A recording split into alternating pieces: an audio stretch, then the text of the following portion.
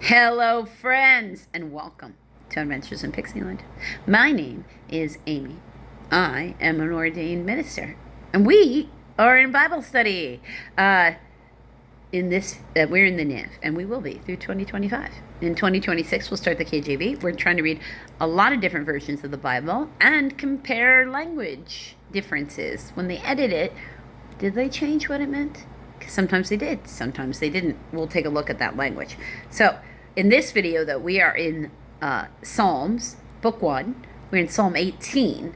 But Psalm 18 is 50 verses, which is a lot when it's supposed to be a poem or a song. So, in this video, we're going to do verses 1 through 15. And then we will pick up tomorrow with 16 through like about 30 something, and then we'll keep going down that route. So, for the director of music, a song of David, the servant of the Lord. He sang to the Lord the words of this song when the Lord delivered him from the hand of his enemies and from the hand of Saul. He said, now Saul was the king, first king, when Israel was all united. David wasn't the first king. Saul was the first king. He was deeply insecure. He was very, very insecure of his son-in-law, David. So he went, crazy. Literally, and David had to run. He could have killed him multiple times, and he wouldn't, because David was loyal to his king, his father-in-law. He had no desire to do anything to him.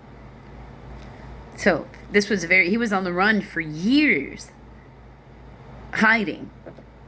Not really, not coming through sometimes there was battles, but not with Saul. Not where Saul was murdered. That kind of thing. He was trying to avoid those things. He spent more time running than fighting. He fought when he had to. And that's the important part there. Okay? So, verse 1. I love you, O Lord, my strength. The Lord is my rock, my fortress, and my deliverer. My God is my rock in whom I take refuge. He is my shield and the horn of my salvation, my stronghold. I call to the Lord who is worthy of praise, and I am saved from my enemies. The cords of death entangled me, the torrents of destruction overwhelmed me. The cords of the grave coiled around me. The snares of death confronted me. In my distress, I called to the Lord. I cried to my God for help. From his temple, he heard my voice. My cry came before him into his ears.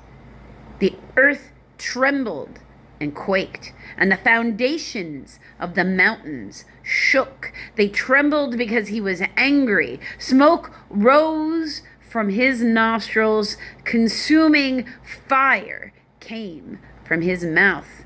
Burning coals blazed out of it. Sounds like a volcano eruption. He parted the heavens and came down. Dark clouds were under his feet. He mounted the cherubim and flew. He soared on the wings of the wind.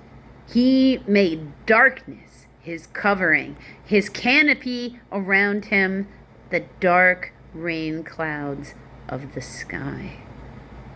Out of the brightness of his presence, clouds advanced with hailstones and bolts of lightning. The Lord thundered from heaven. The voice of the Most High resounded. He shot his arrows and scattered the enemies. Great bolts of lightning routed them. He always uses nature. That's one of the ways you know it's him when he's upset with you. Because if it's like that, you know,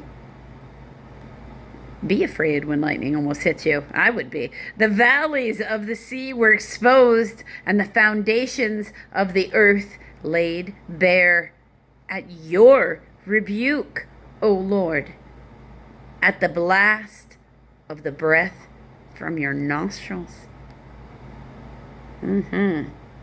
So, probably a volcano over the earth trembling because the volcano was erupting. Top has to blow off. That's a either really terrible coincidence, or it's absolutely as David believes, because I would be believing if that was me, that I would be all God. If somebody was trying to chase me and suddenly a volcano erupted and then they couldn't get at me, that's all God, because no human can do that. No human can do that, and I would not. But then I'm a minister, so everything is going to be like that for me. Till tomorrow, friends.